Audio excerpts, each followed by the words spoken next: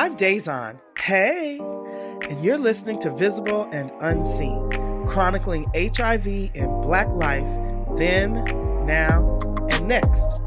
We're amplifying stories and highlighting voices of Black folks in the movement. Some you know, and some you should know. Now let's jump in. Welcome, Sis Tammy. How are you? I am well, and what about yourself? How are you? You know what? I always first answer is I'm struggling well, which is a good answer because it's not the fact that you gotta struggle, it's how you struggle that matters. And it's pretty That's good right. right now. Yeah. Good, Yeah. good. So we are gonna dive right into our conversation. I got a couple of things I want to ask you.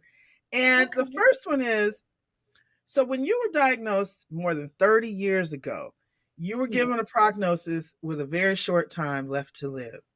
When did you decide to go from that moment to becoming an activist and eventually a founder of your own organization? How'd that happen for you? Wow, it was a journey. I had so many things going on in my life. Being told my initial diagnosis was an AIDS diagnosis was traumatizing for me. And then I had a substance abuse. I was addicted to heroin. And then I didn't know that I had some mental health issues going on. So I had a whole lot of different things going on. And I really thought that it was going to be my drug addiction that was going to be the demise of my life. And then having people to know she was also died of AIDS. So Mm, all of this was going on in my mind. And I had to learn how to gather myself the best way that I knew how because I was uneducated. And I searched for a safe haven where I could go to feel comfortable, right? So I remember seeing a bunch of girls at a clinic that I used to go to.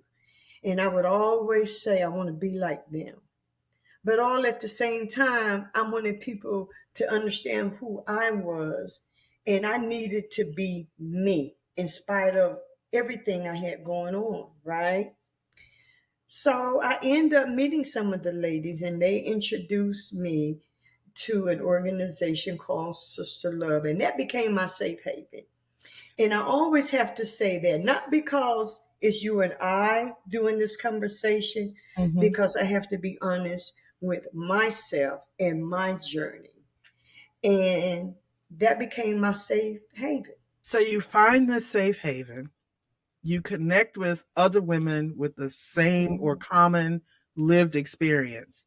And a lot of those women kept going on with their everyday lives, their everyday work, their everyday jobs. But you took a different track. You became involved, right? You became a founder of an organization. What makes that part happen after you find a safe haven and get yourself centered, knowing who you are, people understanding Mhm. your story? You then decide to go and tell the world your story and then put some organization behind it. What made that? When was that decision? I started going places, and I remember the first conference that I ever went to was Let's Talk About Sex, Sister Song. And I was like, I was amazed, and I seen all these black women at this conference, and everybody wanted to be a part of the solution. It was so many unanswered questions, and I remember standing up, and Mm, the question was about access to care, um, resources. mhm. And I just automatically stood up and said, what about the rural area? Not knowing I was going to be a part of the rural area doing the work. Wow. Nobody really had an answer at that time. So my struggles went on. It didn't stop, but I was getting better. And I was getting better without judgment from the sisters that I was around because they said to me, you'll get it. You'll get it. I end up going back to Winder, I guess Atlanta got tired of me. I was destructive to myself and everything else around me. But I knew I had to find myself. I had to reintroduce myself, not to everybody, but to me, Mm, because I learned how to be important to me. And mm. I was missing me. And I wanted to know how to love me with an AIDS diagnosis. And today they call it advanced HIV, Yeah. right? Yeah. A lady came to me and said, "Why don't you start something in Winder?" And I was like, "What?" And she was like, "Tammy, you've been with the best organizations. You've done great things. You'll find something. You'll come up with something." And I did. I got Mm. with a group of ladies and we came up with Rural Women in Action. And that right there started a rural movement all by Yes. itself. Yes. I am so in love with that story. Girl, that's for the books, literally and figuratively. Thank you. Yes. So, you talked about this first conference that you ever attended and what motivated you. There was an inspiration piece there, but what has been influential, if you will, from that Sister Song conference and subsequent ones to now, and some of the other meetings or gatherings, how have they influenced what happens with rural women? I never been a part of a group of women. It was Sister Song in the mother house. I was fascinated about the mother house because all of the women there, it was like, this is my house. We gonna go in the refrigerator, we gonna fry some bacons, we gonna eat. And if you ain't got nowhere to go, we can sleep till the building closed. I mean, it was our house. And it was Sister Love. And Mm, the word Sister Love made me feel like if I didn't care nothing about myself, somebody else did. I was mm, at a space like that. You mhm, know, when you don't know how to love yourself, that word right there, Sister Love, we were connected. It didn't matter what your walk of life was, we were accepted as we were, as we are.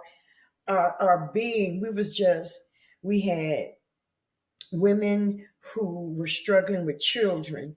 We had women who were addicted to drugs, women who were in abusive relationships. But Sister Love gave us the hope along with Sister Song.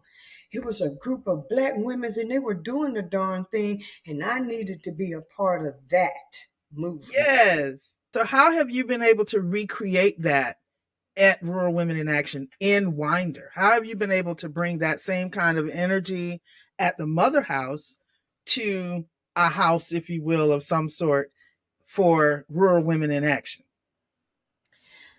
I had to show the community that I love you all. It was everything that Rural Women in Action, everything that we do it out of love. We Mm-hmm. don't do it out of sympathy. We do it out of love, the passion, the drive, the compassion we have for the next woman or the Mm-hmm. next child or the next man.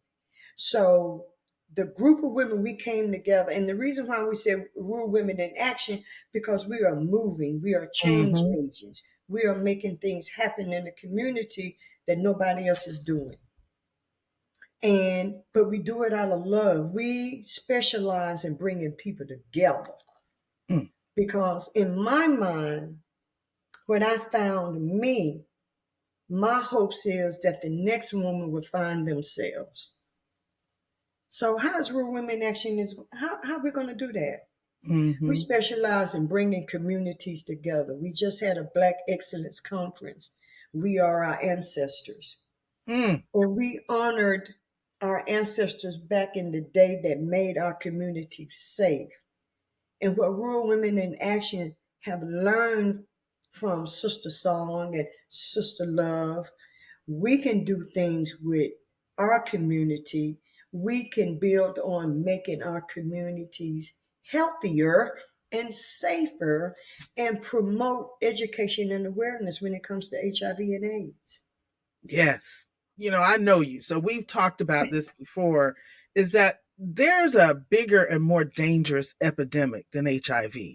So, talk a bit more about what you meant. Tell us what the epidemic that you're talking about is and how that relates to the Black community. How it's changed or not over time. What is it?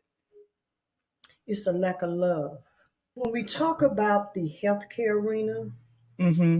when we talk about having that relationship with your doctor, when we talk about sharing your stories where doctors and nurse practitioners can understand, Mm-hmm. but on the flip side, they got to act with love. They got to be able to listen with love. They got to be able to care with love. They got to be able to educate with love because so many people have been damaged and hurt by their initial diagnosis, being told that they were not going to make it past a year, 5 years, 6 months. All those stories were traumatizing stories, and it was done out of fear and no love attached to it. Mm. We got to start loving one another in the healthcare arena because when we do that, it helps incorporate and change behaviors because I can easily sit in front of somebody with a story similar to mine and say, you know what, my sister, I get that. I understand that. Mm-hmm. Instead of adding more stigma that that connects us with this HIV in the rural area where nobody wants to come out, nobody wants to talk about it. Um, but if we do this, right, Mm-hmm. with love and compassion, it's okay to not be okay. And it's a lot of things that we're struggling with. We're struggling with domestic violence, intimate partner violence. We got a fentanyl crisis in Mm-hmm. our rural communities and other communities. But we got to address all this stuff out of love. Mm. 'Cause love builds healthy relationships and healthy communities. That's my take when I talk about a bigger epidemic. As you were talking, you were getting me to think about how many folks I know in our work, in our HIV movement, who love their work. Oh, I love my job. I love my work. The people I see with the light in this work are the people who talk about how much they love their clients, how much they love their patients, how much they love the women in their groups, how much they love so and so because, and that means there is relationship there that Mhm. matters in each direction, right? So Right. I think that that might be what you're describing, especially in the rural sector, and the rural communities, of where the difference between giving care and showing care are different, right? Exactly. So Yes. as you move through this work, and I know you in the sassy 60s, I'm outing you in that way because that's another one of your initiatives that we Yes. know about. And we do talk Yes. about HIV and aging in our Hmm. communities. But there's also a community of young people, there's a community of newly diagnosed people, there's all kinds of folks in our work. Who are you passing the baton to next? Who's coming behind you? Who are you preparing this space for? I look in my community, I think about my nieces. I even think about my granddaughters. I have one granddaughter that's very radical, and I can see her now. I could, you know, but it's a young girl in my community, and I've been watching her for about 4 years. She's brave. Hmm. She understands the different communities, and when I say that, our LGBTQ plus brothers and sisters, she understands what racism looks like. She understands what the healthcare arena is about when it comes to stigmatizing individuals with HIV. She understands um, the drug world. And when I say that, because she has also had family members that were addicted to drugs. Mhm. And I've been watching her. And if I had to pass the baton today to this young lady, and it's safe to call her name, I would pass it to Brianna. And I believe she would take that baton out of the work that she has seen Rural Women in Action do, out of the love for the organization and myself, that she would do well. So we're going to Yeah, lift up that. I'm so glad you named it. I'm glad you named her. yeah, Named all that is special for you about her and what your yes. hopes for her are. So let's keep lifting up that sister Brianna. I got another one just on that because you also talked about family. You talked about your nieces and how have things looked differently in the rural family in terms of HIV with 4 people who are diagnosed or even in the prevention space? How has that changed? And how has that changed your work when you're talking about engaging families? Because, quite frankly, especially in the Black rural community, that's everything. Well, it was a documentary, and it was titled Everyone Has a Story. My father was my biggest advocate. Mm, We shot one of the scenes, we taped one of the scenes at his apartment. mm, And he used to always tell me, no matter what you do it for the right reasons and do it because this is what you believe in. And that's what I did. My family was my greatest supporter, even though my mom attended every event that Rural Women in Action has had. She would sit back in the corner and I could see her lips moving. You better not tell nobody you reach. mm. But one day we had guests over at her house, and it was a pastor. And the pastor knew because I had confided in the pastor. So we was all sitting in the living room, and I just said, Pastor, um, I think I'm going to go ahead and tell my HIV story. And my mom almost dropped the glass she had in her hand. My Mm. sister didn't say anything. My son didn't say anything. But I think it was a change for my mom because no matter what she thought about my diagnosis, I had to explain to her it's my diagnosis. Um, and I know it probably, and I'm quite sure it has affected you in some kind of way. But mom, it's my diagnosis. And I'm living with this diagnosis. And I'm going to proceed. So every time I have a conference, I better not ask nobody if they're going to be cooking because she got to do the cooking. She got to have the last word. And we was giving out awards, and I gave her one. Mm. And when she walked up to me, she hugged me. She had tears coming out of her eyes, and she said,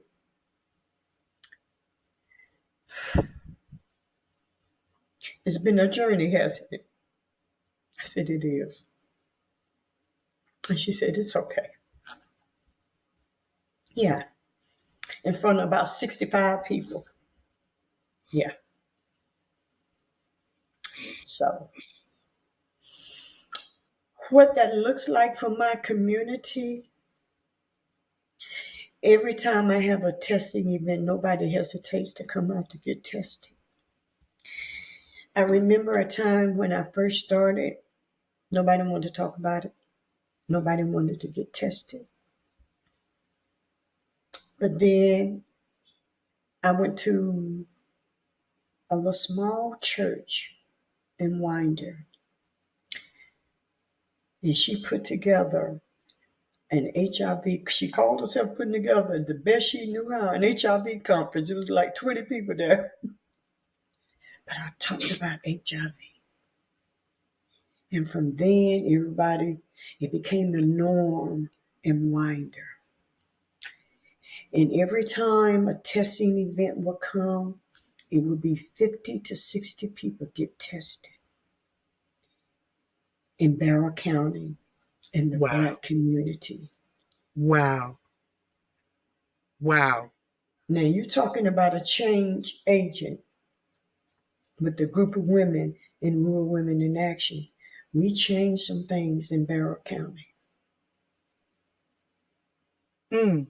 And sounds like you passed the baton to your mama at some point. Wow. Ah, We're going to pick it up anyway. I love it. I am so grateful to you for that story, Tammy. As someone who knows just about everything that went into the making of that documentary, Everyone Has a Story, I never knew that part of your story. And I am so grateful that you shared that with us here at Visible and Unseen, because that's what this is about. So I think we can wrap it there, Tammy. Thank you so very much for your time and for your wisdom and for sharing your journey. You are everything, Tammy. Thank you. Thank you. Thank you for listening to Visible and Unseen. I'm your host, Dázon, and I'm also the founder and president of SisterLove Incorporated. To find out more about this podcast and the work we do at SisterLove, visit us online, www.sisterlove.org, or follow us on Instagram at SisterLove Inc. And tune in next time for another episode of Visible and Unseen. And much appreciate love.